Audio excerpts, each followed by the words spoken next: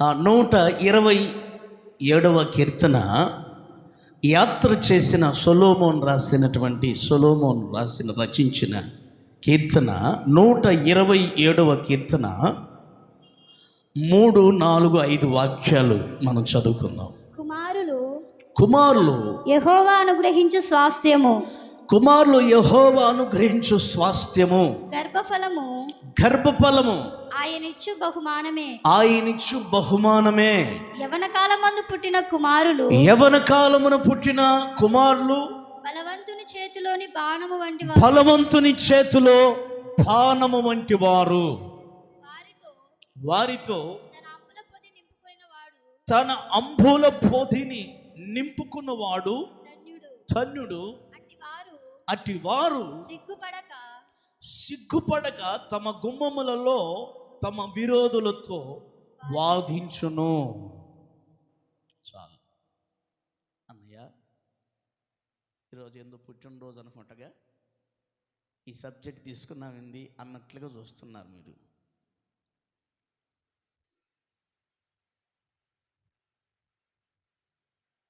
అసలు మనం ప్రభువులో మనం పుట్టాం. దేవునికి మహిమ కలుగును గాక, దేవునికి స్తోత్రం కలుగును గాక. గమనించండి, ఇక్కడ కుమారులు యెహోవా అనుగ్రహించు స్వాస్థ్యం, అలాగే గర్భఫలం అనేది ఆయన ఇచ్చే బహుమానం. ఇక్కడ స్వాస్థ్యము బహుమానము, స్వాస్థ్యము బహుమానము. స్వాస్థ్యం అనగా కుమారులు, అలాగే బహుమానము అనగా కుమార్తెలు. అయితే వీళ్ళు బలవంతుని చేతిలో బాణముల వలె, బలవంతుని చేతిలోని బాణము వంటి వారు, బాణములు వంటి వారు, బాణము లాంటి వారు. బాణం ఎంతమందికి తెలుసు? బాణం మీకు ఇట్లా క్రియాపూర్వకంగా చూపిస్తే అర్థమవుతుందేమో. బాణం ఎంతమందికి తెలుసు? ఓకే, కొంతమంది ఎత్తారు, కొంతమంది తెలియదు అనుకుంటా. బాణం జమ్ము కొట్టం ఉన్నప్పుడు అప్పుడులో ఆ జమ్ములో కొంచెం అదేంది దాన్ని ఏమంటారు, కొంచెం గట్టి పుల్లనేమంటారు, దాన్ని లాగి దానికి మేమేం చేసేవాళ్ళం తెలుసా? ముందు ఆ తుమ్మముళ్ళు, తెల్లది తుమ్మముళ్ళు పెట్టి ఒక ఎదురు బొంగుని చీల్చి తాడు కట్టి అట్లా అట్లా లాగి వేసేవాళ్ళం. ఏం లేదు, పిల్లకాయతనంగా ఆడుకునేదానికి అట్లా బాణం చేసేవాళ్ళం. మరి మీరు చేశారో లేదు కానీ నేనైతే చేశా. దేవునికి ఒకసారి హల్లెలూయా చెప్దామా? మంచిది. ఇక్కడ బాణము, అలాగే అంబుల పొది. పోనీ బాణం అంటేనే మీకు కొంతమంది చేతులు ఎత్తారు. ఇప్పుడు తెలిసిన వాళ్ళు ఎవరైనా బాణం తెలిసిన వాళ్ళు చేతులు ఎత్తండి. బాణం ఓకే. అంబుల పొది అంటే ఒక బుట్ట వేటగాడి వీపు వెనక ఉంటాయి. ఆ బుట్టలో ఈ బాణాలు ఉంటాయి. దీన్నే అంబుల పొది. ఓకే, అంబుల పొది ఎంతమందికి తెలుసు? ఓకే, మంచిది. గట్టాగండి. ఇప్పుడు ఈ రెండింటి మీద కొన్ని విషయాలు నేను చెప్తాను. ఇక్కడ మనం గమనిస్తే, వారితో తన అంబుల పొదిని నింపుకున్నవాడు ధన్యుడు. అటివాడు సిగ్గుపడక గుమ్మములలో తమ విరోధులతో వాదించును. చెప్పండి, వాదించునానండి. అంబుల పొదిని నింపుకుంటాడు. ఇక్కడ బాణము అనగానే మనం ఇది బాలలు దినోత్సవా ఈరోజు? కాదు కదా? ఓకే, స్వాతంత్రత ఏర్పాటు చేసిన దినం. అంటే ఏంటప్ప ఇది? రాజ్యాంగం. ఓకే, మంచిది. అసలు మనకు రాజ్యాంగం, ఒక రాజ్యాంగం ఉందిలే, మంచిది. సరిగ్గా సమాధానం చెప్పిను. మనకు ఒక రాజ్యాంగం ఉంది, మనకు ఒక రాజ్యం ఉంది. హల్లెలూయా చెప్పండి. ఎందుకంటే ఇది చివరి ఆదివారం కదా. పరలోక రాజ్యం గురించి కొన్ని విషయాలు మనం అసలు ఏంటి పొజిషన్ ఏంటి, మనం ఈ లోకం మనకు శాశ్వతం కాదు కదా. మనం ప్రేమించే రాజ్యం గురించి ఆలోచన చేద్దాం, ఓకేనా? మంచిది. ఇక్కడ బాణం అంటేనే యుద్ధము, శత్రువు కనపడుతున్నాడు. గమనించండి, బాణము అనగానే యుద్ధము లేదా పోరాటం లేదా శత్రువు.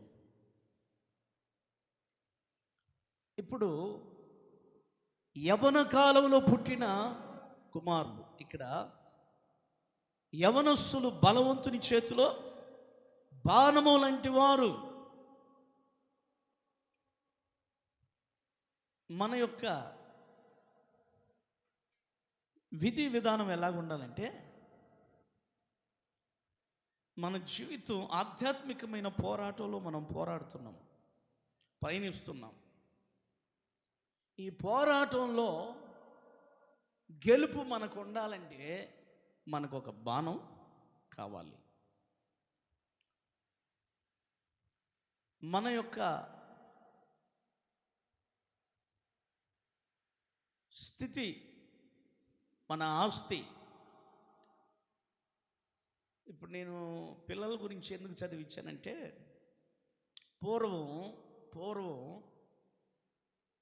పిల్లలు లేకపోతే, ఇప్పుడు కూడా జరుగుతుంది, ఇప్పుడు కూడా ఈ కాలంలో కూడా జరుగుతుంది. పూర్వం పిల్లలు లేకపోతే, వారసత్వం లేకపోతే వారికున్న ఆస్తి ఏమైపోద్దంటే వారి యొక్క వంశధారులకి, వారి యొక్క బంధువులకి, వాళ్ళ రక్త సంబంధులకి సొంతం అయిపోద్ది.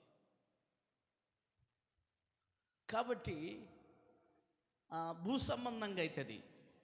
అసలు నిజమైన ఆస్తి మనకి ఈ లోకంలో స్థిరమైంది కాదు.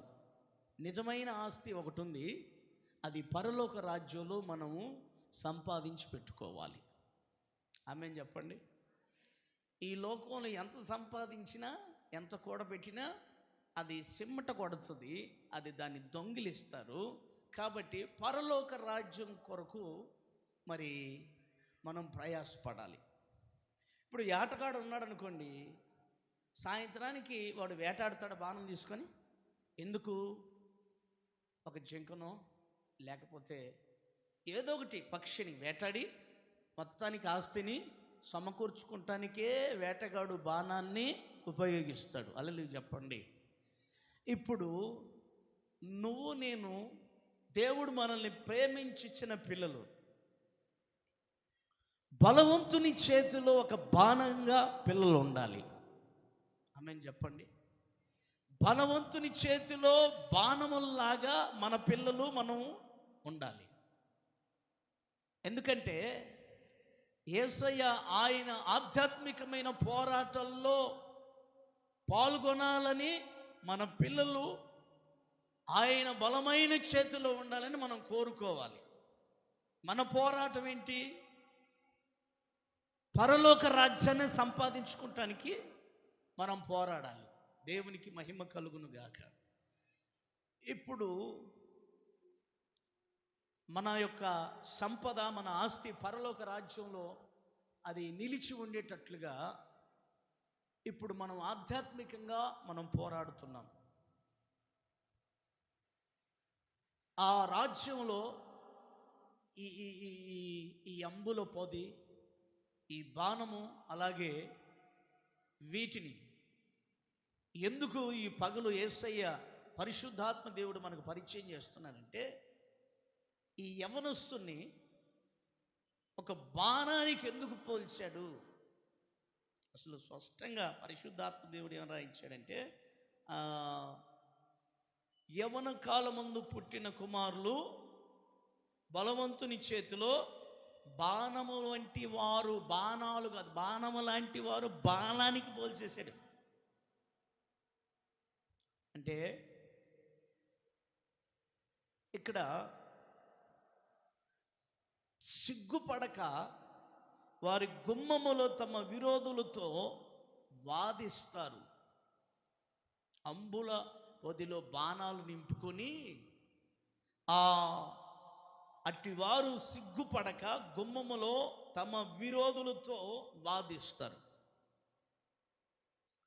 నేను ఒక విషయాన్ని మీకు గుర్తు చేస్తాను, కొంచెం జాగ్రత్తగా మీరు ఆలకించండి.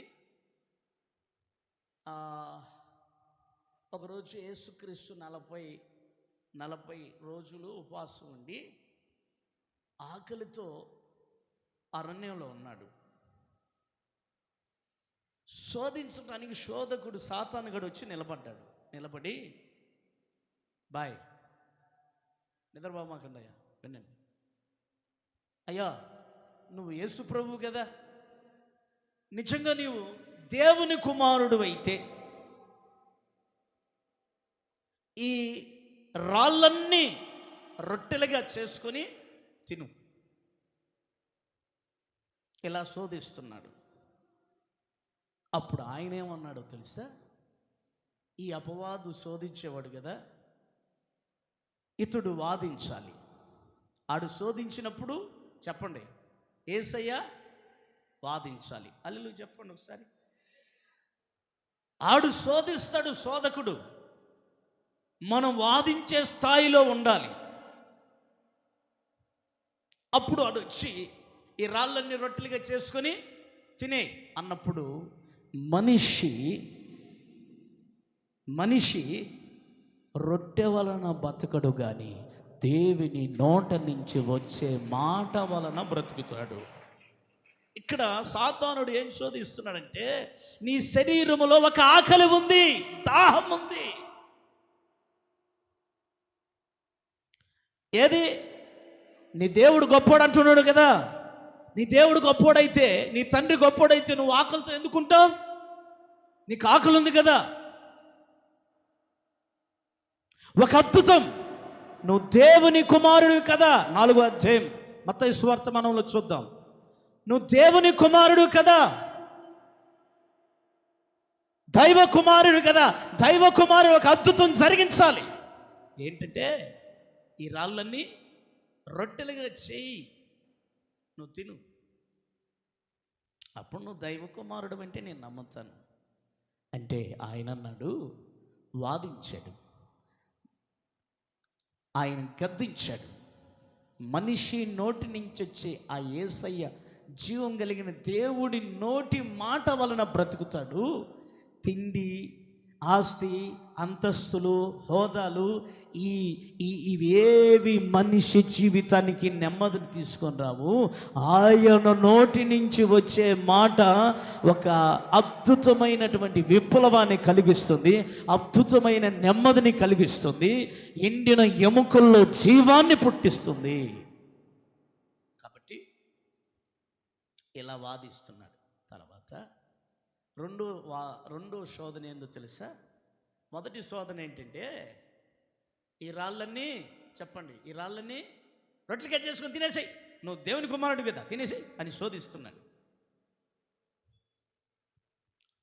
అసలు అవకాశం లేదండి, శోధనలో పడిపోల యేసయ్య.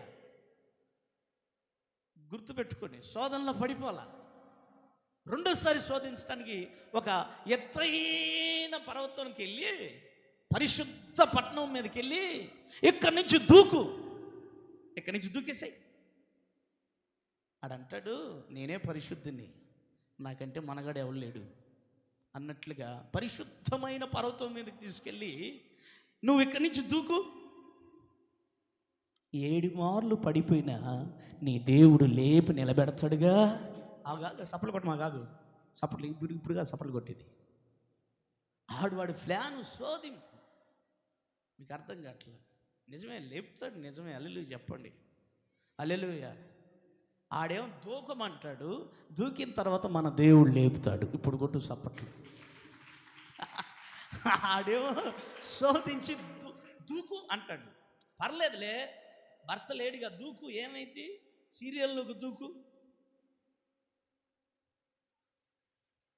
నీకు అర్థమైంది, 2 చేతులు ఎత్తావు. హల్లెలూయా చెప్పు, దూకు. ఎవరు చూస్తున్నారు? ఎవరున్నారా పాస్టర్ గారు? దూకు, గబక్కన నోరు దూకు. ఎవరున్నారు? ఎవరు చూస్తారు? ఎవరు విశ్వాసులు ఎవరు లేరు కదా. అంత కోటరు వేసుకొని దూకు. పరిశుద్ధులు ఎవరున్నారు భూమి మీద? దూకు.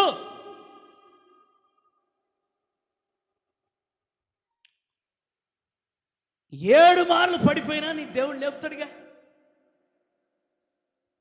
ఆయన అంటాడు, దేవుణ్ణి శోధించొద్దు, దూక్కుంటా మళ్ళీ నిలబడుకుంటా. నేను ఇప్పుడు పరిశుద్ధిని, ఒక వారం పరిశుద్ధి, ఒక వారం ఏమో దూకాను, ఒక వారం ఏమో పడిపోయాను. ఎట్లాగాని చేస్తే దేవుణ్ణి మనం శోధించిన వారం అవుతాం. ఏమవుతామండి? అక్కడే రాయిపోయింది ఆ లేఖనంలో, చదవద్దులే కానీ మీకు తెలుసు వాక్యాలు. నీ దేవుడైన యెహోవాను శోధించకూడదని సంగతి నీకు తెలుసుగా సాతాన్. మనం పడుతూ లెగుస్తూ ఉంటే దేవుడు ఏమైపోతాడంట? ఏడుస్తాడు. ఎత్తైన పర్వతం మీద పోయాడు, అక్కడి నుంచి దూకు అన్నాడు. పరిశుద్ధులే, ఒక వారం పరిశుద్ధులు, ఒక వారం అపరిశుద్ధులు, దూకి. కానీ అది కూడా దేవుడు వాదించాడు. నా తండ్రి నేను శోధించను, నేను పడ్డా లేపుతాడైనా ఎందుకు పడటం? ఇక మార్యాను దేవుని కొరకు పడకుండా యేసుక్రీస్తు కొరకు సాక్షిగా నిలబడటానికి పడుకుంటా లెగుస్తా ఉండేది కాదు విశ్వాస జీవితం. ఇక మార్యాను ప్రభు కొరకు పడనింకా పో, శోధించను ఆయన శోధించనని అపవాదిని ఏమండి యేసయ్య ఏం చేసి తెలుసా? వాదించాడు. చివరికి ఏం చేసేది తెలుసా? ఇంకొక శోధన. ఈ లోక మహిమలన్నీ చూపించి నాకు మొక్కు అన్నాడు. అంటే యేసయ్య ఈ లోక ఆకర్షణలకి, డెకరేషన్లకి, ఈ లోక మహిమలకు ఎంకరేజ్ అయిపోతాడని, లోబడిపోతాడని వాడి భ్రమ. కానీ ఈ లోకం దాని ఆశలు గతించిపోతున్నవిరా. దేవుని చిత్తం జరిగించు వారు నిరంతరం నిలిచి ఉంటారు. నేను దేవుడికి తండ్రికి మాత్రమే మొక్కుతాను, నీకు మొక్కేదేంది అని గద్దించి పంపించాడు. అల్లి చెప్పండి. ఇలాగుంటే ఒక భక్తుడు ఏమంటున్నాడు తెలుసా? యెహోవా ఇచ్చును. వచ్చింది అమ్మగారు వచ్చి, నువ్వు ఎంత భక్తపరుడువో, నువ్వు ఎంత భక్తుడు అనువో, ఎందుకు నీ భక్తి?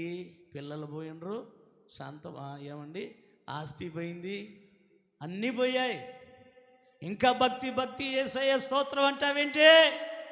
ఇంకా యథార్థను విడిచిపెట్టవా అంటే శోధిస్తూ ఉన్నాడండి. సాతానుడు యోబు భార్యలోకి వచ్చి శోధిస్తుంటే వాదించాడు. ఏమన్నా తెలుసా? యేసయ్య ద్వారా మేలైన పొందేది కీడు అనుభవించమా అని వాదించినప్పుడు నోరు మోసుకుందంతే. అల్లు చెప్పండి. ఓకే, ఇక్కడ వాదించే దాని గురించి వచ్చేసరికి నేను చెప్పదలిచాను. అదేంటంటే, తన అంబుల పొదిని బాణములతో నింపుకున్నవాడు సిగ్గుపడ్డాడంట. సిగ్గుపడ్డాడు యేసయ్య. ఏమండి వచ్చాడు, 40 రోజులు ఉపవాసం ఉన్నాడు. ఆడొచ్చి రాళ్ళని రొట్టెలు చేసుకోమన్నాడు. మొరసెల్లి కింద పడిపోయాడా యేసయ్య? అల్లు చెప్పండి. పడిపోయాడా? మరి దూకమన్నాడు, దూకాడా? దూకలా. తినలా. అలాగే మొక్కల వాదించాడు. దేవునికి స్తోత్రం కలుగును గాక. ఇక్కడ సిగ్గుపడలేదు. ఇప్పుడు ఎవరు సిగ్గుపడ్డట్టో చెప్పాలి. ఇప్పుడు యోబు విషయంలో ఎవరు సిగ్గుపడ్డట్టో ఆడికి సిగ్గు రావాలి. ఆడికి సిగ్గు వచ్చేటట్లు మన పిల్లలు ఉండాలి. అల్లు చెప్పండి. ఇప్పుడు మన పిల్లలు విషయంలో మనోడే ఆడు వేసే ప్యాంటు, వాడి కటింగు, వాడి స్టైలు, వాడి కథ, నోరు మూసుకో, ఇంక మావాడే వాడు అని సాతానుగాడు వచ్చి మన విషయంలో వాదించకూడదు. వాడు శోధకుడు. మనం గద్దించే వారిగా ఉండాలి. మనం శోధనలో పడకుండా వాదించే వారిగా ఉండాలి. అమ్మని చెప్పండి. ఓకే, మంచిది. అసలు సబ్జెక్ట్ అది కాదు, కానీ టకటక 4 మాటలు చెప్పి ముగిచ్చేస్తాను, టైం అయిపోతుంది.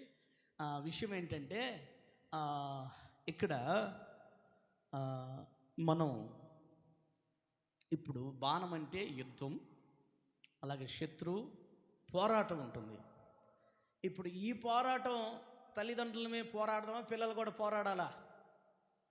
అమ్మా, పిల్లలు కూడా. నేను అనేది ఏంటంటే కుమారులు కుమార్తెల గురించి ఎందుకు చదివించానంటే, కుమారుల కొరకే కుమార్తెల కొరకే పిల్లల కొరకే నేను బతుకుతున్నాను అన్నయ్య అన్నోళ్ళు ఒకసారి అల్లెలు చెప్పండి. ఏంది అందరూ చెప్పలా? మంచిదే. వాళ్ళ కొదుకు మనం బ్రతుకుతున్నప్పుడు మరి ఒక్కొక్కసారి ఒక్కొక్క ఆదివారం కూడా డొమ్మ కొట్టి మందిరాన్ని సంపాదనకు పోతావుగా, సంపాదన కోసం పోతావు, ఒక్కొక్కసారి డొమ్మ కొట్టి వెళ్ళిపోతావు కదా. ఎందుకంటే పిల్లలకి ఆస్తి సమకూర్చడానికి కోసమే, పిల్లలకి సంపాదించడానికి కోసమే మనం వెళ్తాం. తప్పు లేదు, సంపాదించండి, ఇబ్బంది లేదు. అల్లెలు చెప్పండి. వారికి ఉద్యోగం ఉండటం తప్పు లేదు, వారికి ఒక కారు ఉండటం తప్పు లేదు, వారికి ఒక మంచి ఇల్లు ఉండటం తప్పు లేదు, వారికి ఒక 4 ఎకరాలు పొలం ఉండటం చెప్పండి తప్పు లేదు కదా, మంచిదే కదా. మంచిది అన్న వాళ్ళు ఒకసారి అల్లి చెప్పండి. మంచిదే, కష్టపడు. అదేవిధంగా ఈ భౌతిక సంబంధమైన ఆస్తి ఉన్నట్లు పరలోక సంబంధమైన ఆధ్యాత్మికమైన ఆస్తి మీ పిల్లలకు సంపాదించేటట్లు, నీ పిల్లలకి పరలోక సంబంధమైన ఆస్తి సమకూర్చుకోవాలంటే నీతో పాటు కూడా నీ పిల్లలు జీవము కలిగిన యేసయ్య చేతిలో ఒక బాణాలుగా మారాలి. హల్లెలూయా చెప్పండి. మంచిది. ఓకే, ఇప్పుడు బాణాలు మీకు తెలుసు అని చెప్పారు, అలాగే అంబుల పొది మీకు తెలుసు అని చెప్పారు. ఓకే, ఈ అంబుల పొది నేలలో ఉంటుందా, ఎక్కడ ఉంటుంది అంబుల పొది? చెప్పాలి ఎక్కడ ఉంటుంది? వేటాడేవాని యొక్క భుజానికి కట్టి ఉంటుందా, లేకపోతే ఇసిరేసి పక్కన ఉంటుందా? నేను పక్కన ఉంటానంటే కుదరదు. అసలు యుద్ధంలో జయమే ఉండదు, నువ్వేం సంపాదించుకోలేవు. నేను అనేది ఏంటంటే, ఇప్పుడు అన్నీ సంపాదించి పెట్టు, పర్లేదు పిల్లలకి, కానీ ఆధ్యాత్మికమైన సంపద నీకు కావాలంటే ఆధ్యాత్మికమైన పోరాటంలో బాణం అవసరమైంది, అంబులి అవసరమైంది. అల్లెలు చెప్పండి. అంబులి పొది బాణం ఉన్నప్పుడే యుద్ధములో జయము కలుగుతుంది. ఓటమా లేకపోతే జయమా అనేది అర్థమవుతుందిగా మీకు? మంచిది. ఇప్పుడు ఈ వేటగాడికి ఎక్కడుంటుంది ఈ అంబులు బుట్ట? ఎక్కడుంటుంది? నేను అనేది ఏంటంటే, మన ప్రభువైన యేసుక్రీస్తు జీవం కలిగిన దేవుడు లోకాన్ని జయించాడు, పాపాన్ని జయించాడు. ఇప్పుడు అపవాదిని వాదించిన వాడు ఎవరు చెప్పండి?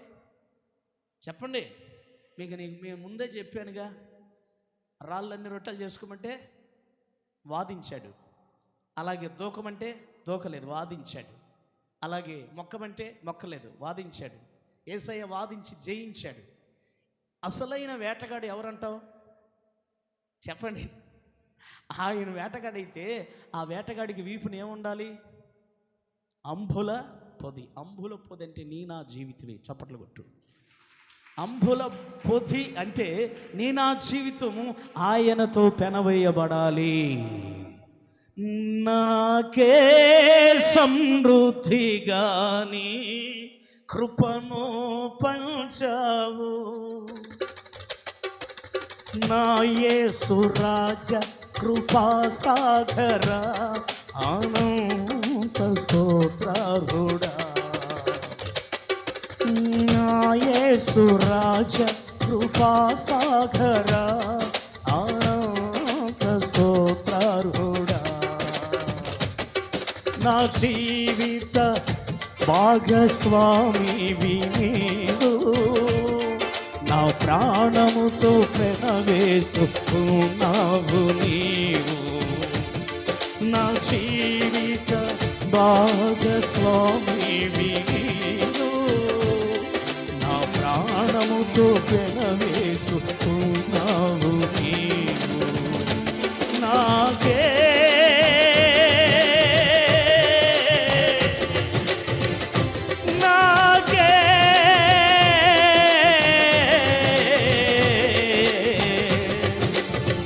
కృపను పంచావు నా యేసు రాజా కృపా సాగర ఆనంద స్తోత్రార్హుడా నా యేసు రాజా కృపా సాగర ఆనంద స్తోత్రార్హుడా ఆనంద స్తోత్రార్హుడా ఆనంద స్తోత్రార్హుడా ఆనంద స్తోత్రార్హుడా ఆనంద స్తోత్రార్హుడా ఆనంద స్తోత్రార్హుడా నా ప్రాణముతో ప్రణవేసుకున్నావు నీవు. హల్లెలూయా చెప్పండి ఒకసారి. ఇప్పుడు ఆయన ప్రాణంతో మన ప్రాణం పెనం వేసుకున్నప్పుడే ఆయన బాణం వదులుతాడు. చెయ్యాన్ని నా దేవుడు నీకు ఇస్తాడు. ఈయన నా జీవితం అనే అంబుల పొది యేసయ్యతో అంటు కట్టబడాలి. ఆమేన్ చెప్పండి. అప్పుడు ఆ కింద నా 5వ వచనంలో అటు వారు అంబుల పొదిని నింపుకొని వారు సిగ్గుపడక వారి అపవాదితో వాదిస్తారు. నింపుకొని. నిజంగా బైబిల్లో రాయబడిన మాట ఏంటో తెలుసా? సామెతల గ్రంథకర్త ఏమంటాడు? 8:21 అనుకుంటా. నన్ను ప్రేమించు వారిని ఆస్తికర్తలుగా చేయుదును. గమనించండి. ఆయన ప్రేమించువారు ప్రేమ కలిగిన వారు దూరంగా ఉంటారా, దగ్గరగా ఉంటారా? చెప్పాలి. ఆ నిద్రపోయే వాళ్ళని లేపండి ఇప్పుడు ఒకసారి వెళ్ళి చెప్పండి. దగ్గరగా ఉంటారా, దూరంగా ఉంటారా? దగ్గర. ఎంత దగ్గర అంటే ఇప్పుడు నేను పాడిన పాట నా ప్రాణముతో ఇలాగ ప్రాణం వేసుకొని ఉంటాం అన్నదే ప్రేమ. ఈ ప్రేమించు వారిని ఆస్తికర్తలుగా చేసి వారి నిధులను నేను నింపుదును, వారి జీవితాన్ని నేను నింపుదును. దేంతో?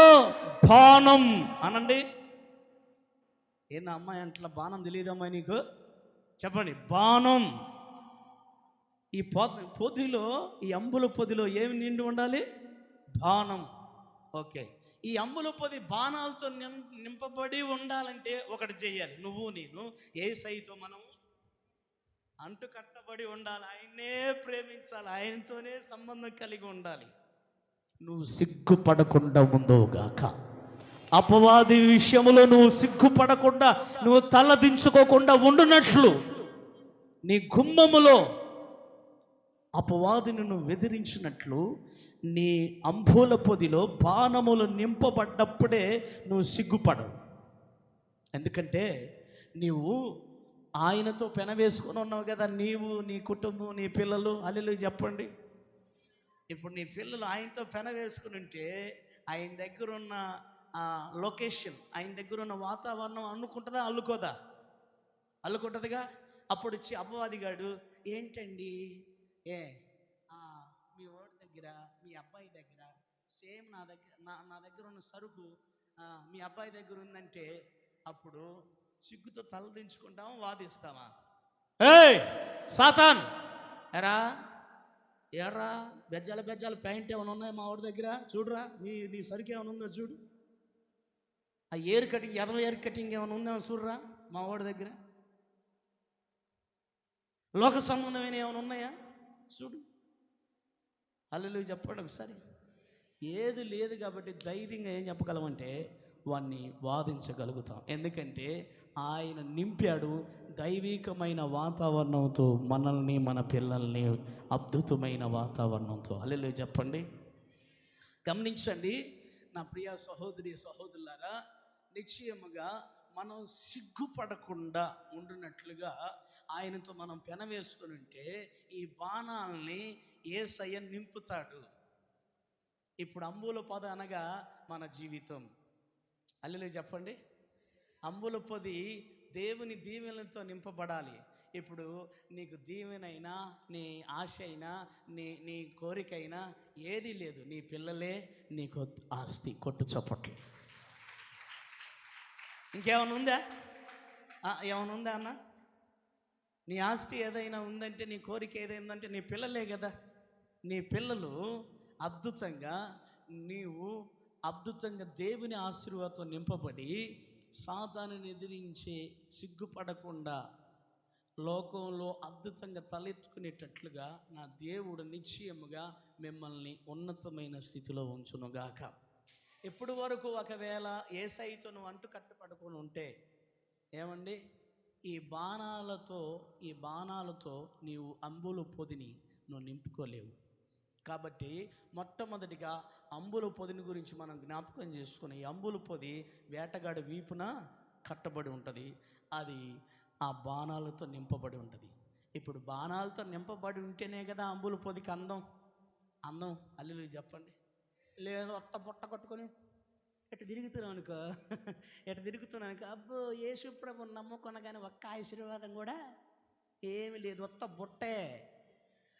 అందుకే దావీదు అంటాడు, నా గిన్నె నిండి పొంగి పొర్లుతుంది. దేవునికి స్తోత్రం. హల్లెలూయా. ఆయన శత్రువుల ఎదుట నా తలకు నూనె అంటించాడు, నా శత్రువుల ఎదుట నాకు భోజనాన్ని సిద్ధపరిచాడు. నా గిన్నె నిండి. అబ్బా, ఇప్పుడు అంబుల పొది నిండిపోతేనే అంబుల పొదికి అందం అనండి. హల్లెలూయా.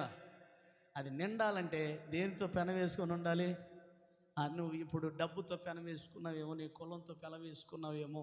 యేసయ్యతో పెన వేసుకునే ఆ బంధం లేకుండా లోకంతో పెన వేసుకుని ఉంటే, లోక ఆచారాలతో ఏమండి నాశనకరమైన సిద్ధాంతాలతో నువ్వు ఒకవేళ పెన వేసుకుని ఉంటే, ఈరోజే నిశ్చయముగా అట్లో నుంచి విడుదల పొంది యేసయ్యతో నువ్వు పెన వేసుకుంటే ఆయన నిశ్చయముగా నీ నిధిని, నీ హృదయాన్ని నింపునుగాక. మంచిది. ఓకే, ఇప్పుడు బాణం దగ్గరికి వద్దాం. ఈ బాణం దగ్గర ఎన్ని విషయాలు నేను చెప్పాలనుకుంటున్నానంటే, ఒక 4 విషయాలు చెప్పాలనుకుంటున్నాను. ఓకే, ఇప్పుడు బలవంతుని చేతిలో బాణములు వంటి వారు అన్నాడు. బాణం దగ్గరికి వద్దాం. ఇప్పుడు 128వ అధ్యాయము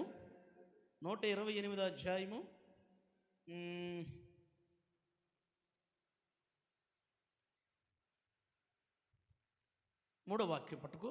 నీ లోగిట నీ భార్య ఫలించు ద్రాక్షవలి నుండును, నీ భోజనపు బల్ల చుట్టూ నీ పిల్లలు ఒలీవ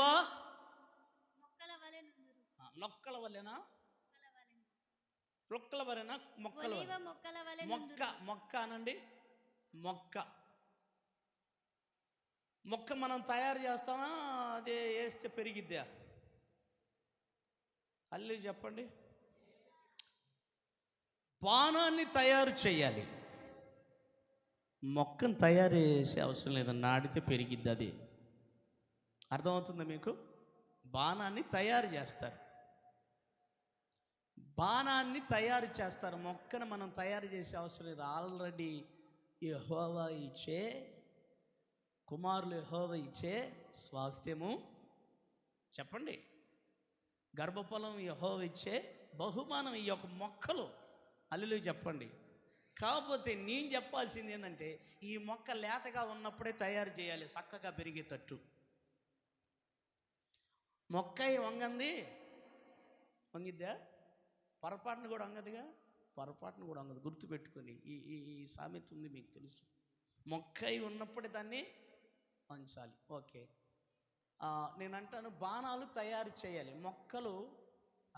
ఈ మొక్కలుగా ఉన్నటువంటి మన పిల్లలు ఒక బాణంగా తయారు చేయాలంటే సామెతల గ్రంథకర్త ఏమంటాడంటే 22వ అధ్యాయం అనుకుంటుంది, 22వ అధ్యాయం 6వ అధ్యాయం 22వ వాక్యమా, బాలుడు నడవలసిన త్రోవలో వాడు నడిపించాలంటాడు కదా. 22:6 చూడండి. అమ్మ, బాలుడు నడవలసిన త్రోవలో వాడిని అంటే తయారు చేయుము. ఎలా తయారు చేయాలి? బలవంతుని చేతిలో బాణాలుగా తయారు చేయాలని బిడ్డలు.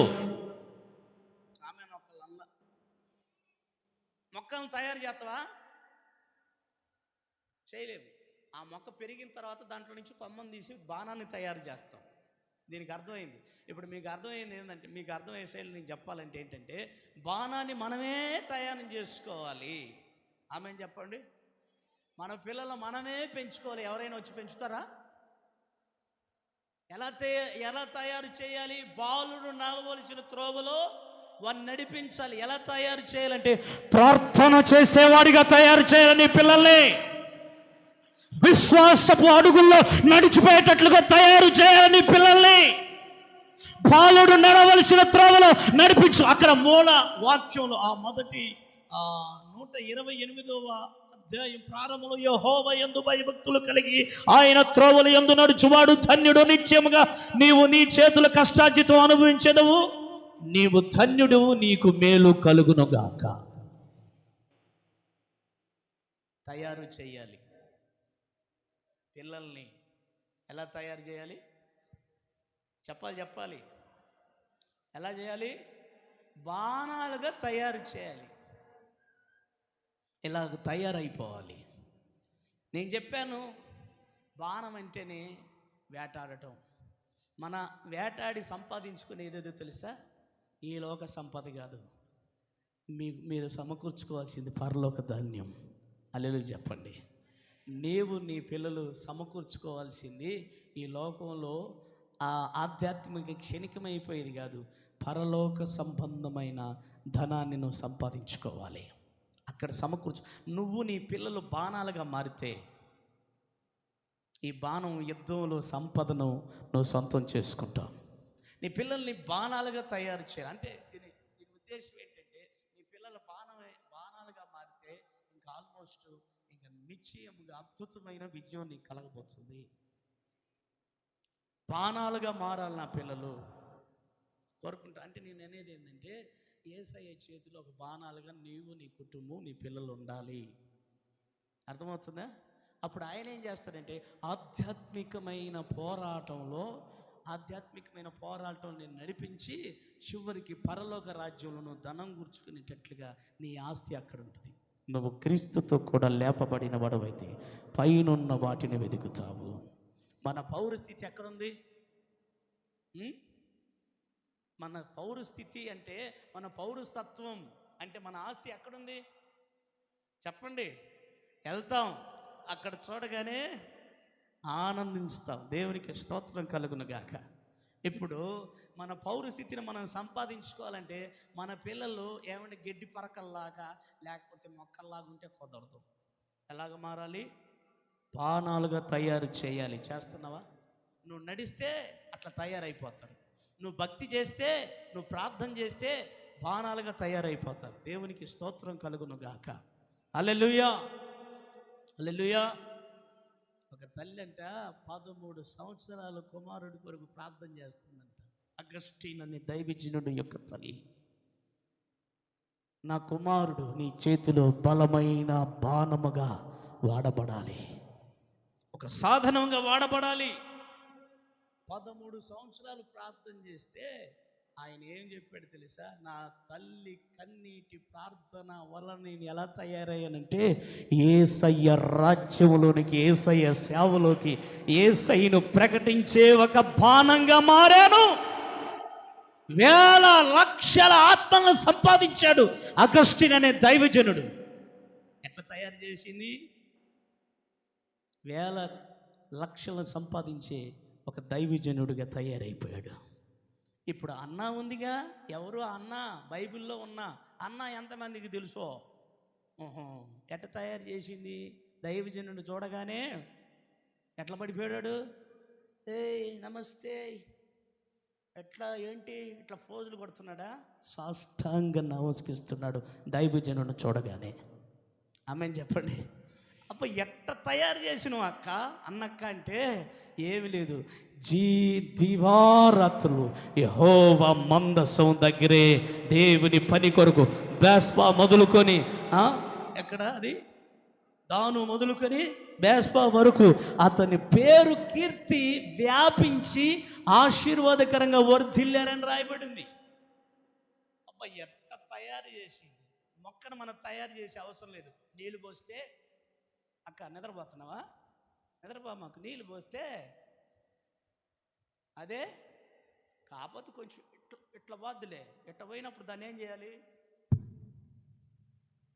అబ్బాయి రేపు నీకెవడో పుడతాడు లేకపోతే అన్ని కూడా సరి చేయాలి నువ్వు. అల్లు చెప్పండి. మరి ఇంకదేగా మన ఆస్తి. ఎవరు? మన పిల్లలేక ఆస్తి. అల్లు చెప్పండి. అదే అసలు నిజమైన రిపబ్లిక్ డే అంటే ఇదే. అల్లు చెప్పు. మంచిది. ఇక్కడ ఎంత అద్భుతంగా మన పిల్లల్ని చేయాలంటే, నువ్వు యెహోవా త్రోవల యందు నడిస్తే నీ పిల్లలు ఆటోమేటిక్గా బాణాలుగా తయారు చేయగలుగుతావు. వాడు పెరిగి పెద్ద అయినప్పుడు ప్రయోజకుడు అవుతాడు. బాలుడు నడవలసిన త్రోవలు నడిపించడం అంటే నీ కుటుంబంలో ఉన్న నీ పిల్లల్ని ఒక బాణాలుగా తయారు చేయాలి. అది నీ చేతుల్లోనే ఉంది. బాణం మనుషులు చేస్తారా, దేవుడు చేస్తాడా? మనుషులు చేసి వదులుతారు. ఆమె చెప్పండి ఒకసారి. అంటే నీ పిల్లలు నువ్వే తయారు చేసుకోవాలి. ఎట్లాగా తెలుసా? దేవుని కొరకు వాడబడేటట్లు, నీకు నీ కుటుంబానికి ప్రయోజనకరంగా నీవు ఆయన త్రోవలో నడిస్తే ఆటోమేటిక్గా వాళ్ళే తయారైపోతారు బాణాలుగా. ఆమేన్. ఇంకా రెండో విషయానికి వచ్చేస్తాను. ఇక్కడ మొదటి విషయం ఏంటంటే, మనం ఆయనతో అంటుకట్టబడాలి, అంబులు పొదిగా ఉండి. రెండోదిగా బాణాలుగా మన పిల్లల్ని తయారు చేయాలి. బాణాలు మనమే తయారు చేయాలి. తర్వాత తయారు చేసే క్రమంలో దానికి ఏం చేయాలో తెలుసా? పదును పెట్టాలి. హల్లెలూయా. బాణంలాగా ఉంటే సరిపోదు. బాణం అంటే సరిపోదు. బాణానికి ఏముండాలి? పదును ఉండాలి. బాణంలాగా ఉంటే ప్రయోజనం ఉండదు. బాణానికి పదును పెట్టాలి. పదును పెట్టడం అంటే ఏంటిదనంటే, వాక్యం ద్వారా పదును పెట్టాలి. యెషయా ప్రవచన పుస్తకం 49వ అధ్యాయము, ఫాస్ట్గా 49వ అధ్యాయము 2వ వాక్యం చూద్దాం. నా నోరు వాడిగల ఖడ్గముగా ఆయన చేసి ఉన్నాడు. తన చేతి నీడలో నన్ను దాచి ఉన్నాడు. ఎలా చేశాడంటే, తన నోరుని వాడిగల ఖడ్గముగా చేసి ఆయన చేసి ఉన్నాడు. తన చేతి నీడలో నన్ను దాచి ఉన్నాడు. నన్ను మెరుగు పెట్టిన అంబుగా చేసి. చూడండి, మెరుగు పెట్టాలి. బాణం తయారైపోయిన తర్వాత తయారైపోయింది అనుకుంటే కుదరదు. మెరుగు పెట్టాలి. అనండి, మెరుగు అనండి. మెరుగు లేదా ఇంకా ఏదో అంటారే, మెరుగు. ఇది మన వాడుక భాషలే. మెరుగు పెట్టటం. దేవునికి స్తోత్రం కలుగును గాక. మెరుగు పెట్టబడాలి. అంటే మెరుగు ఎందుకంటే సానబట్టడం. ఇప్పుడు మెరుగు లేకుండా, ఈ సాన లేకుండా, సాన లేని కత్తెర తీసుకొని, ఏమండి మీరు నా దగ్గరకు వచ్చారనుకోండి, మా బాబుకి ఎంటికలు కట్ చేయండి, పుట్టెంటికలు అంటే ఒక్క ఎంటికి కూడా తెగబడదు, కింద తెగబడదు. అల్లు చెప్పండి. తెగిద్దా? పోనీలేమో ఏమంటే ఒక అరకేజీ ఉల్లిపాయలు కోయక్క అని చెప్పేసి ముద్దుపోయిన కత్తిపీటను తీసుకొచ్చి మీ దగ్గర పెట్టాను అనుకోండి, పోస్తారా? దీనికి ఏమి లేదు, మెరుగు సాన లేదు. బాణానికి ఏముండాలి? సాన సంవత్సరానికి ఒకసారి పెడితే సరిపోద్దా? రోజు పెట్టాలా? రోజు పెట్టాలి. హల్లెలూయా చెప్పు. వాడగలిగిన ఖడ్గం దేవుని వాక్యం. ద్వితీయోపదేశ కాండంలో 6:6లో మనం చూస్తే, మీరు మీ పిల్లలకి దేవుని మాటలు బోధించండి. దేవుని మాటల ద్వారా, దేవుని వాక్యం ద్వారా మెరుగు పెట్టబడతారు. సంఘాన్ని కూడా ఉతక స్థానం అనే వాక్యం ద్వారా మెరుగు పెడుతున్నాడు యేసయ్య. ఒకరోజు తెగి అవతల పడి యేసయ్య రాజ్యంలో ఉండబోతున్నాం. హల్లెలూయా చెప్పండి. ఓకేనా? మంచిది. మెరుగు పెట్టాలి. మెరుగు ఎలా పెట్టాలన్నా, మా అబ్బాయికి ఎలాగ పొదును చేయాలంటే ఏమీ లేదు. ఉదయం సాయంత్రం యేసయ్య వాక్యం ధ్యానించాలి, వాక్యం వినాలి. హల్లెలూయా చెప్పండి. నువ్వు బాగా పదుల్లోకి రావాలంటే సరైన ఆకురాయి కావాలి. కత్తి సరైన పదుల్లోకి రావాలంటే సరైన కొలిమిలో ఉండాలి. ఓకేనా? లేదులే ఆకురాయికేసి రుద్దుతానే, పంటకేసి రుద్దుతానంటే సరైన పదును రాదు. ఎంత రుద్దినా అంతే ఉంటుంది. సరిగ్గా కాలపడాలి. దేవుడు నిన్ను సరిగ్గా ఉపదేశించి చక్కగా పదును పెట్టి అద్భుతంగా తెగిపడి ఒక ఉపయోగపడేటట్లుగా, ఒక అద్భుతంగా నువ్వు ఉండేటట్లుగా నీ పిల్లలు నిన్ను మార్చునుగాక. హల్లెలూయా. రోజు సానబెట్టబడాలి, మెరుగు పెట్టబడాలి. నీ హృదయం, నీ తలంపులు వాక్యం ద్వారా వాడగలిగిన ఖడ్గం. దేవుని వాక్యం రెండంచులు కలిగిన ఖడ్గం. బైబిల్లో రాయబడింది, మూలుగులకు కదిలిస్తుందంట, ఎముకల్ని కదిలిస్తుందంట, విభాగిస్తుందంట, ఎక్కడెక్కడ ఉన్నాయి మొత్తం పాటలు మొత్తం కదిలిచ్చిద్దంట. అది అంటే వాక్యం అనే ఖడ్గం రెండంచులు కలిగిన ఖడ్గం. బోధ వినేవారిని, బోధ చెప్పేవాడికి ఏమండి అది రెండు విధాలుగా పనిచేసిద్ది. సేవకుడికి పదును కావాలి, విశ్వాసులకి పదును కావాలి. మరి ఉందా పదును లేకపోతే ప్రయోజనం లేదు. కాబట్టి నీ పిల్లలు అద్భుతంగా బాణాలుగా నింపబడాలి. బాణానికి పదును ఉండాలి. పదును ఉన్నప్పుడే నిశ్చయముగా అద్భుతమైన కార్యం జరుగుతుంది. ఓకే, పదును పెట్టబడాలి. మూడోదిగా నేను గమనించినప్పుడు బాణంలో బాణం తయారు చేస్తారు, పదును పెట్టారు. పదును పెట్టిన తర్వాత మూడోసారి ఏం చేస్తారు?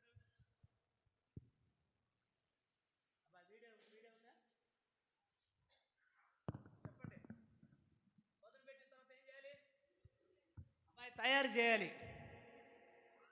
అసలు ఇవన్నీ తయారు చేయబడాలంటే, మెరుగు పెట్టబడాలంటే ఈ బాణాలు ఎక్కడ ఉండాలి? వేటగాడు ఎవరు? ప్రభువైన యేసయ్య. అర్థమవుతుంది మీకు సబ్జెక్టు? ఓకే, మంచిది. తయారు చేయాలి. తర్వాత ఏం పెట్టాలి? పదును పెట్టాలి, మెరుగు పెట్టాలి. మెరుగు పెట్టి తర్వాత మూడోదిగా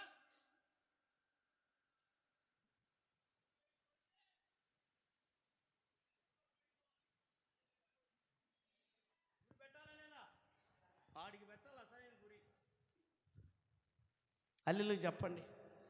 నేను అంటాను, గురి అన్న దగ్గర పౌలు గారు ఏమంటాడు తెలుసా? నేను గురి యొద్దకే పరిగెత్తుతున్నాను, ఆయన ఇచ్చే బహుమానం కొరకు నేను పరిగెత్తుతున్నాను అంటాడు.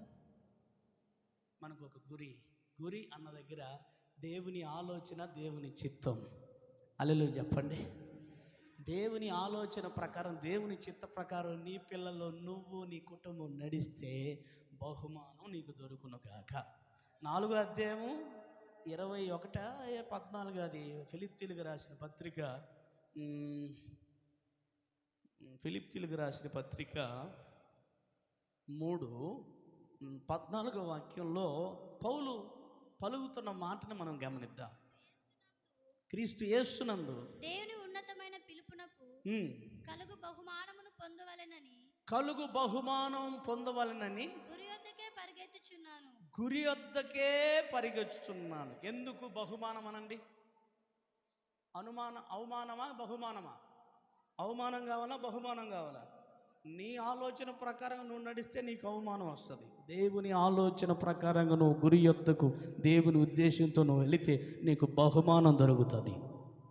బహుమానం ఖచ్చితంగా దొరుకుతుంది. ఎందుకంటే దేవుని ఆలోచనతో నీవు, నీ పిల్లలు మన గురి ఏంది? అసలు మన గోల్ ఏంది? మన గురి ఏంది? అయ్యా, నన్ను నువ్వు నడిపించు, నా క్షేమాధారుడా,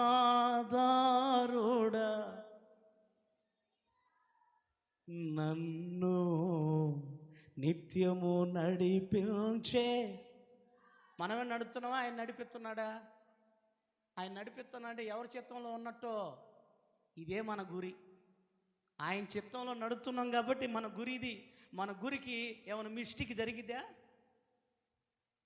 విశ్వాసులకు కర్తవ్యం ఏం నల్లు చెప్పలేదు, నాకు అర్థం కాదు. ఏంది అంత డల్గా మీకు? గురి లేదు, ఏమి లేదు.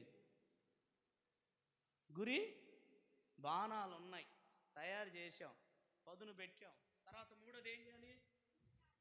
గురి పెట్టాలి. పడితే అంతే, పోయి దానికి తలిగితే బహుమానం నీకు దొరకాలి.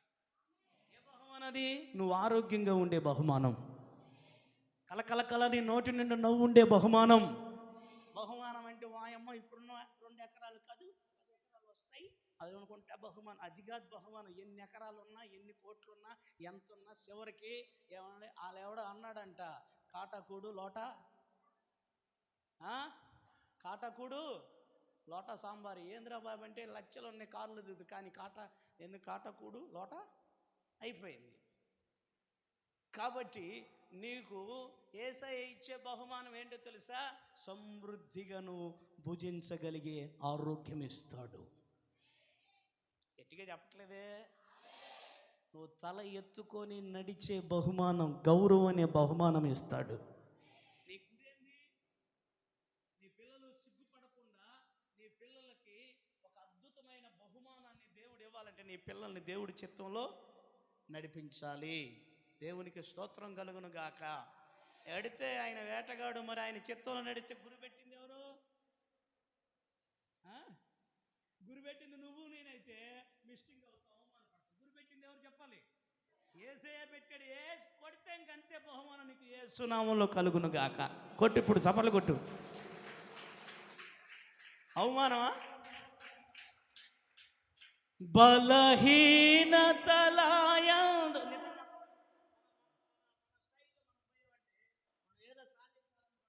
మనం ఏదో కొంచెం బిల్డప్ కొట్టాలనుకుంటాం, చివరికి మనము అవమానపరచబడే పరిస్థితి వస్తుంది. మన చిత్తానుసారంగా నడిస్తే మనకు అవమానం. దేవుని చిత్తానుసారంగా నడుచుకుంటే అవమానం వచ్చినా అది బహుమానంగా మారుస్తాడు. నేను ప్రకటిస్తున్న యేసు.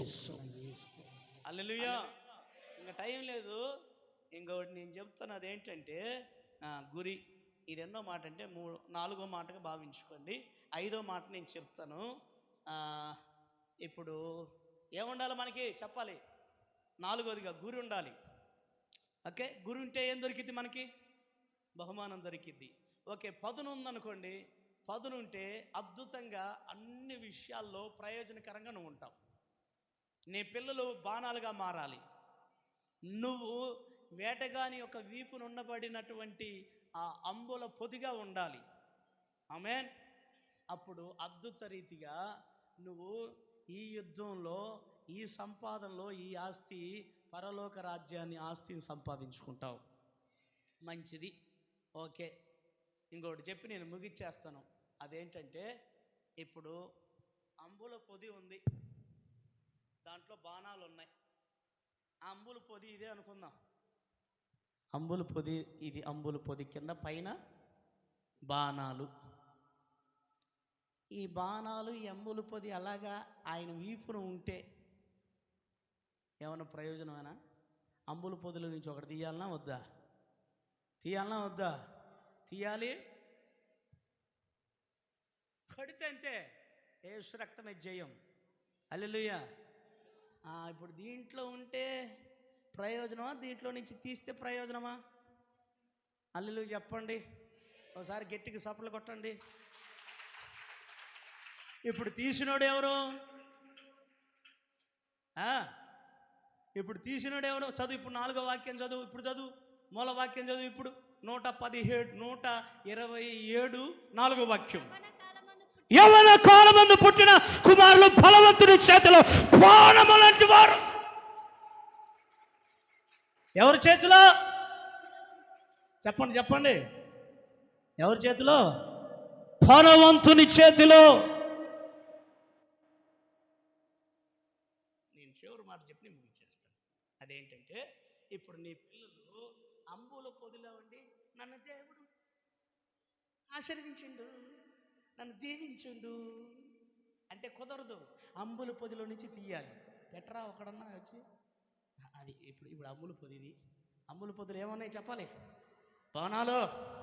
నా పిల్లలు ఎలా ఉండాలి? అంబుల పొదిలో పెట్టబడిన బాణాలుగా ఉండాలి. ఆ బాణాలు అంబుల పొదిలో ఉంటే ప్రయోజనం లేదు, కానీ ఆ బాణాలు తీయాలి. ఎవరు తీయాలి? బలవంతుడైన యేసయ్య తీయాలి. ఆయన తీసాడు వదిలేడు అనుకోండి, ప్రయోజనమా? ప్రయోజనం లేదా? హల్లెలూయా చెప్పండి. వాక్యం వింటున్న నా ప్రియ సహోదరి సహోదరులారా, ఇప్పుడు ప్రయోజనం ఏముండదు, చూసుకుంటానికే. నా దేవుడు మా పెద్దవాడిని ఆశీర్వదించుండు, 2వ వాడిని ఆశీర్వదించుండు, 3వ వాడిని ఆశీర్వదించుండు, మా అమ్మాయిని కూడా దీవించుండు, అంతా ఆశీర్వదించుండు. హల్లెలూయా ప్రైజ్ లార్డ్. ఇది కాదు. హల్లెలూయా చెప్పండి ఒకసారి. ఆశీర్వదిస్తాడు దేవుడు, దీవిస్తాడు. ఎంతవరకు నేను దేవుడు దీవించాడు. నీ పిల్లలు దేవునికి ఉపయోగపడుతున్నారా? ఆమేన్ చెప్పట్లేదు ఒక్కళ్ళు కూడా. బలవంతుని చేతిలోకి వస్తున్నారనే పిల్లలు బలవంతుని చేతిలోకి వస్తే పౌలు అంటాడు, నన్ను బలపరుచు వాని యందే సమస్తమును నేను చెయ్యగలను. ఏం చేస్తావు? పౌలు అంటే సాతాను సామ్రాజ్యాన్ని పతనం చేస్తాను ఈ బాణం వలన, దేవుని రాజ్యాన్ని స్థాపించబోతున్నాను యేసు శక్తి కలిగిన నామములో. నీ పిల్లలు బలవంతుని చేతిలోనికి రావాలి దేవుని సేవలో వాడబడటానికి. ఆమేన్ చెప్పండి. హల్లెలూయా. ఎంత ప్రయోజనమో తెలుసా? బాణాలు అంబుల పొదులు పెట్టే ప్రయోజనమా, తీస్తే ప్రయోజనమా? తీయండి ఒకళ్ళన్నా. ఎంతమంది కొడుకులు? ఒక్క కొడుకునన్ను తీయండి. ఎందుకన్నాడు తెలుసా?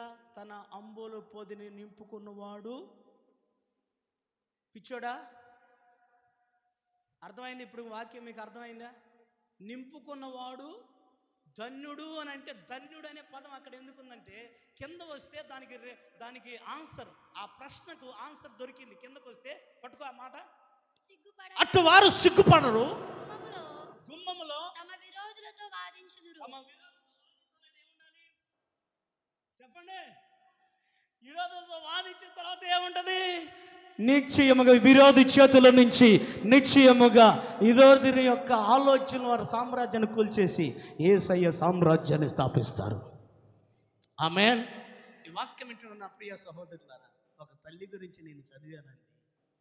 7 కొడుకులుంటే సేవకు పంపిస్తే నరమాంసాలు తిని రాక్షసులు లాంటి మనుషుల దగ్గరికి సేవకు పంపించిందంట. 7 కొడుకులు చనిపోయారు, తినేశారు, చనిపోయారు. సేవలు గల్లుని ఏడుస్తూ ఉందంట, పెద్దగా ఏడుస్తుందంట. అందరూ అనుకుంటున్నారంట, పాపం అయ్యయ్య ఎంత ఘోరం జరిగిపోయిందో, ఎంత నష్టం జరిగిపోయిందో, వామ్మో గుండెలు పలిగిపోతుంది. అరే నిజంగా మనకు కూడా ఇది జరిగితే బాధే కదా, మనకు కూడా ఏడుపు వస్తుంది కదా. మాకు ఏడుస్తుంది, ఎందుకమ్మా అట్లా ఏడవ, మాకు ఏంటమ్మా నీ ఏడుపు ఏంటమ్మా, ఏమైంది? దేవుని సేవలో కదా, నీ కుమారులు చనిపోయింది అని అంటే ఆమె అన్నదంట, నిజంగా కుమారులు చచ్చిపోయారని నేను ఏడవట్లేదు, నా ప్రభు కొరకు ప్రాణం పెట్టారు, అయితే మరొక్క కుమారుడుంటే యేసయ్య కొరకు అంబుల పొదిలో నుంచి తీసి నా దేవుని సేవ కొరకు వాడతాను కదా అని ఏడుస్తుందంట. నీకేమర్థమైందో? ఏమన్నా నా కుమారుడు దేవుని పరిచర్యలో సాపలు చుట్టాలి, సేవకులతో ఉండి కలిసి దేవుని సేవ చేయాలనే ఆలోచన మీకేమన్నా ఉందా? అల్లు చెప్పండి. ప్రయోజనం ఎంత ప్రయోజనం అంటే, నీ కుమారుని కానీ నీ కుమార్తెని కానీ దేవుని సేవకి ఇస్తే సాతాను సామ్రాజ్యం కూలిపోద్ది, పరలోక రాజ్యంలో ఆస్తి పెరిగిద్ది. కొట్టు చప్పట్లో. అదే ఎందుకో తెలుసా? నేను ఎందుకు ఈ మాట అన్నానంటే, ఎవడు చేతిలో మనుషుల చేతిలో పడితే ప్రయోజనం లేదు, కానీ మనం ఆరాధిస్తున్న యేసయ్య చేతిలో పడితే చెప్పండి అద్భుతంగా. అసలు ఆయన గురి పెట్టాడంటే బహుమానం దొరకాల్సిందే. ఆయన చేతిలో పడితే అద్భుతంగా ఇదిగో 12 గంపలు మిగలాల్సిందే. వేల కొలది తృప్తిగా భుజించారు. ఇంకా ఎంత మిలిగింది? రవణ చెప్పాలి. 12 గంపలు మిగిలింది, ఆయన చేతులకు ఇవ్వాలి. ఆడేం చేశాడు? 3 రోజుల తర్వాత అందరూ ఇళ్ళకెళ్ళిపోదాంలే, వచ్చేటప్పుడు కాస్త ఏదో 5 రొట్టెలు 2 చేపలు పెట్టుకొని వచ్చారు. వచ్చిన తర్వాత పాకోవటం అయిపోయింది. చివరికి వెళ్ళిపోదాం, ఇంకా అందరి దగ్గర అయిపోయినాయి, వీడి దగ్గర మాత్రం 2 చేపలు 5 రొట్టెలు. ఎన్ని రొట్టెలంట? 5 రొట్టెలా? చెప్పండి అమ్మా. 5 రొట్టెలు 2 చేపలు ఉంచుకున్నాడు.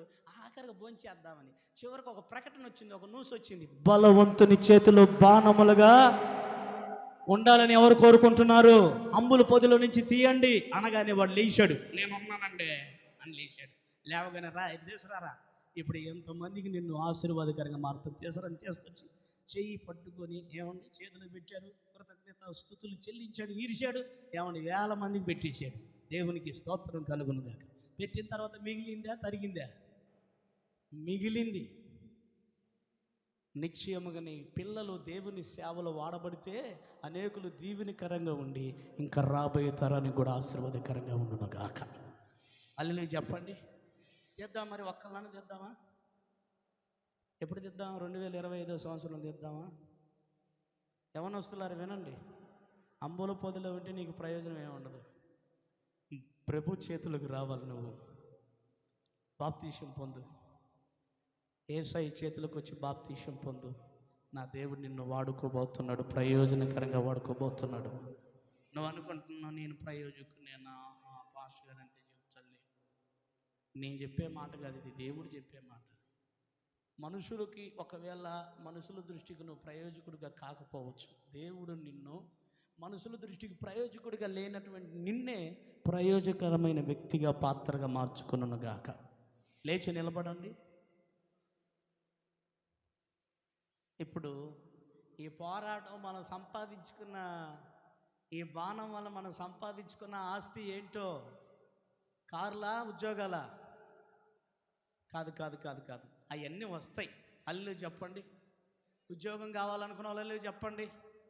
ఇల్లు కావాలనుకున్న వాళ్ళు అవన్నీ ఇస్తాడమ్మా, అవన్నీ ఇస్తాడు. కానీ మనం సంపాదించుకోవాల్సింది ఒకటి ఉంది.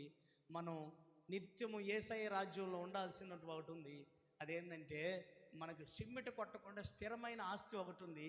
ఆ ఆస్తి సంపాదించుకోవటానికి ఈరోజు బాణం, అంబుల పొది దేవుడు ముందు ఉంచాడు. ఇప్పుడు నీ పిల్లలు బాణాలుగా మారాలి, మన జీవితాలు అంబుల పొదిగా మారాలి. ఈ బాణాలు తయారు చేయబడాలి. దేవునికి స్తోత్రం కలుగునుగాక. అలాగే తయారు చేసిన తర్వాత మెరుగు పెట్టాలి, పొదును పెట్టాలి. పొదును పెట్టిన తర్వాత గురి పెట్టాలి. గురి పెట్టిన తర్వాత అంబుదు పొదులు పెట్టడం కాదు, దాన్ని తీసి ఉపయోగించాలి. ఇప్పుడు నీ బిడ్డల ద్వారా నీ బంధువులు మార్చబడబోతున్నారు.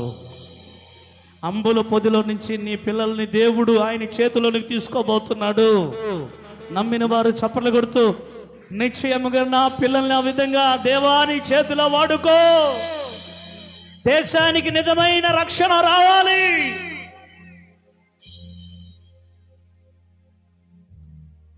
దూతలు చెయ్యని దేవుని సేవ అంటది, దేవదూతలు చేయని సేవ. బలవంతుని చేతిలో నువ్వు ఉంటే పౌలులాగా నిశ్చయముగా నీ పిల్లలు, నీవు నిశ్చయముగా కొన్ని ఖండాలు యేసు నామములో కదిలించబోతున్నావు.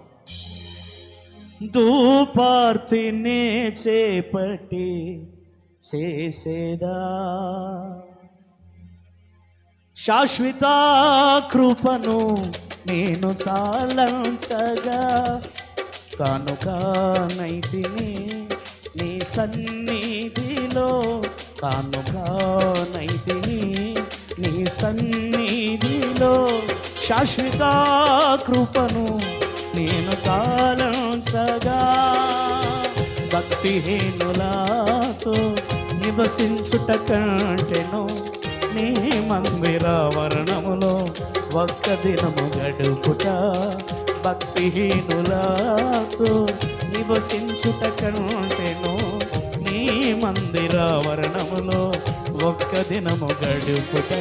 1000 దినాల కంటే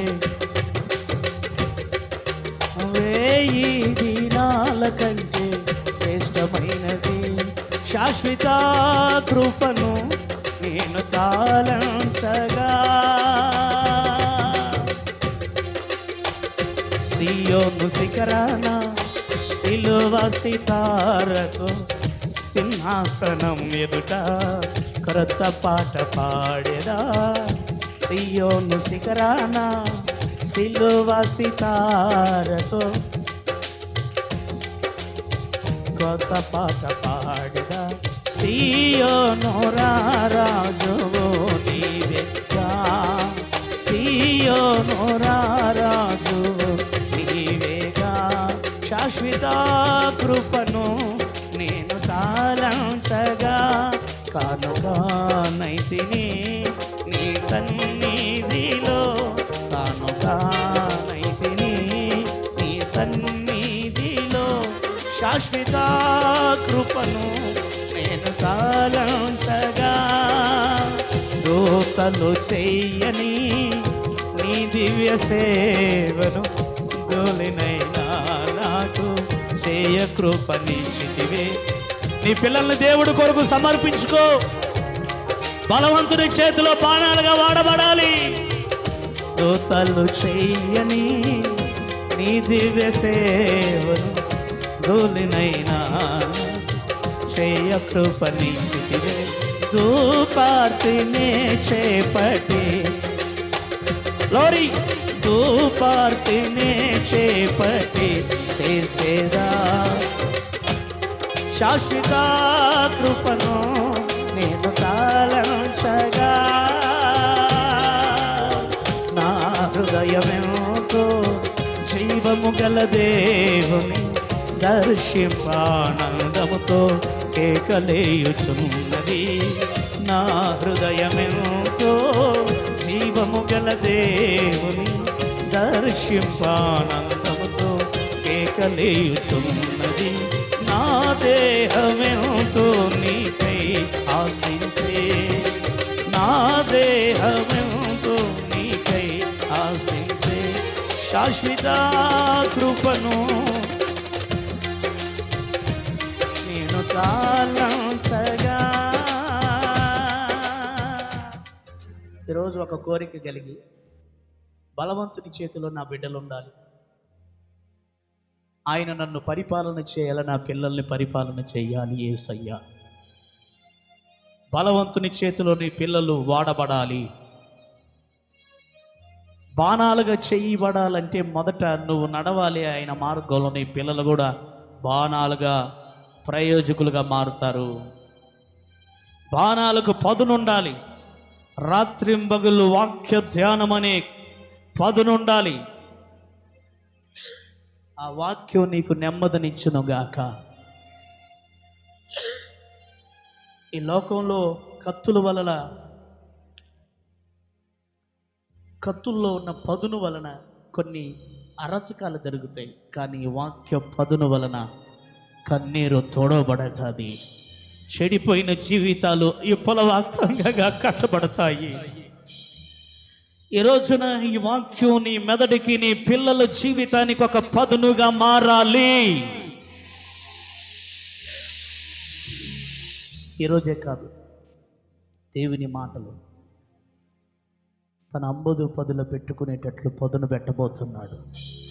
ఒక రోజున తీయబోతున్నాడు. గురు పెడతాడు, నీకు బహుమానం వస్తుంది. అవమానపరచబడిన స్థలములో నీకు బహుమానం ఇవ్వగలిగిన యేసు గురి పెట్టి ఉన్నాడు.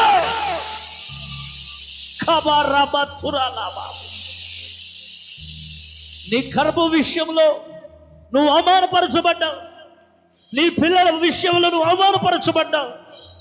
నీ అడుగు ఇప్పుడే దేవుని గురి అనే చిత్తములు అడుగు వేస్తే నీకు అవమానం తొలగిపోయి బహుమానాన్ని యేసయ్య ఇవ్వగలడు. ఇదే కదా స్వాతంత్రం, ఇదే కదా నిజమైన స్వేచ్ఛ జీవితం. ఈరోజు నీ ప్రాణం, నీ హృదయం యేసయ్యతో, ఆ వేటగాడు బాణాలు యొక్క పెట్టుకునే ఆ అంబుల పొదిగా తన నడుముకు కట్టబడినట్లు, వీపుకు కట్టబడినట్లు యేసుతో నువ్వు కట్టబడాలి. దేంతో కట్టబడ్డావో నన్ను నువ్వు పరీక్షించుకో. యేసుతో నువ్వు కట్టబడితే నిశ్చయముగా అంబుల పొదిలో బాణాలు నింపబడతాయి. ఆ బాణాలు నీ సంతానం, నీ పిల్లలు నిశ్చయముగా ఆయన చేతిలో ఉన్నారు. బాణం వలన నిశ్చయముగా జయము కలగబోతుంది. యుద్ధములో నిశ్చయముగా నీకు జయము కలుగుతుంది. ఆ యుద్ధములు నీకు కలిగే ఆస్తి పరలోక రాజ్యములను కూర్చుకునే సంపద. ఎలాగ నీ పిల్లలు బాణాలుగా మారాలి. నిశ్చయముగా నీకు కలిగే శాశ్వతమైన ఆస్తి పరలోక రాజ్యములే. మన పౌరసత్వం ఉంది, మన ఆస్తి యేసయ్యే. ఆయన మన కొరకు దాచి ఉంచాడు. ఎందుకు ఇంకా మనం శోధించబడకూడదు. నిశ్చయముగా మనము వాదించే వారిముగా ఉండాలి. ఇదిగో యేసయ్య నిలబడ్డాడు. నా దేవుని మాటను బట్టి బ్రతుకుతున్నాను. రొట్టె వలన కాదు నేను బ్రతికేది. నేను పడిపోను, నేను పాపంలో ఇక మీదట పడిపోను. నిజమే, పడిపోయిన వారిని నా తండ్రి పైకి లేపి ముద్దు పెట్టుకొని పరిశుద్ధుడిగా మార్చగలిగిన నామం నా దేవుని నామం. కానీ నేను పడను, ఇంకా పడను. నీ మాటలను బట్టి, నీ ప్రవర్తన బట్టి నేను పడిపోను. మనుషులు మనల్ని పడగొట్టాలని ప్రయత్నం చేస్తాడు సాతాను.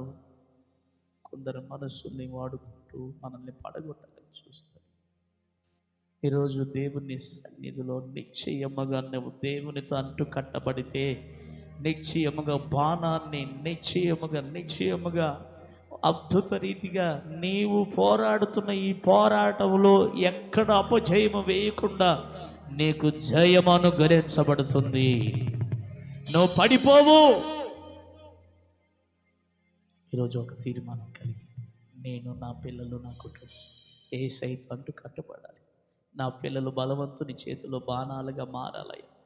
బాణానికి గురి ఉంటుంది, పదునుంటుంది. బాణం మనుషులు తయారు చేసుకోవాలంటే నా పిల్లల్ని నీ కొరకు తయారు చేయాలయ్యా.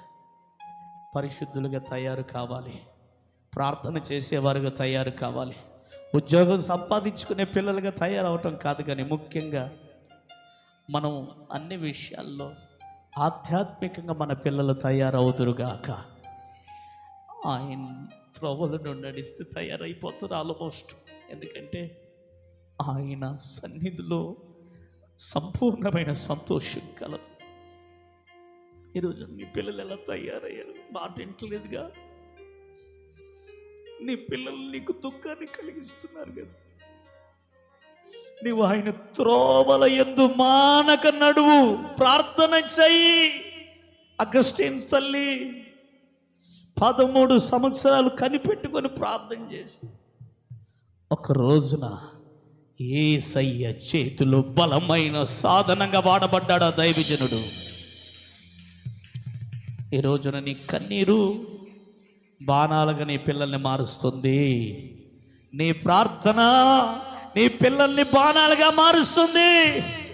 వాక్యం పదును పెడుతుంది. గురి యేసయ్య పెడతాడు. ఆయనే వేటగాడు. నిశ్చయముగా ఆ అంబుల పొదలో నుంచి తీసి ప్రయోజనకరమైన బాణంగా మారుస్తాడు. నీ పిల్లల ద్వారా దేశం, పరలోక రాజ్యం కట్టబడబోతుంది. ఈ తీర్మానంతో ప్రభు పాదాలు పట్టుకొని ప్రార్థన చేసుకుందాం. అయ్యా, నీ చేతిలో నా కుటుంబం ఉండాలయ్యా, మనుషుల చేతిలో కాదయ్యా. ప్రేమ కలిగిన తండ్రి పరిశుద్ధుడు, మీరు మాట్లాడిన ప్రతి మాట వచ్చిన వారందరికీ ప్రయోజనకరంగా మార్చి దీవించి, ఏ అవసరతో వచ్చారో నిశ్చయముగా ఈ మాటలను బట్టి ఒక్కొక్కరిని దీవించమని యేసు నామంలో ప్రార్థిస్తున్నాం తండ్రి. మన ప్రభైన యేసుక్రీస్తు కృపయు, తండ్రి అయిన దేవుని ప్రేమయు, పరిశుద్ధాత్మ యొక్క సన్నిధిని సహవాసం మనకును సకల పరిశుద్ధులకు యేసయ్య కృప సమాధానం తోడై ఉండి కాపాడి అంబుల పొదిగా ఆయన చేతిలో బాణాలుగా మనల్ని మార్చి ఆయన ఉన్నతమైన రాజ్యానికి మనల్ని సిద్ధపరచును గాక. ఆమేన్. అందరికీ ప్రేమ.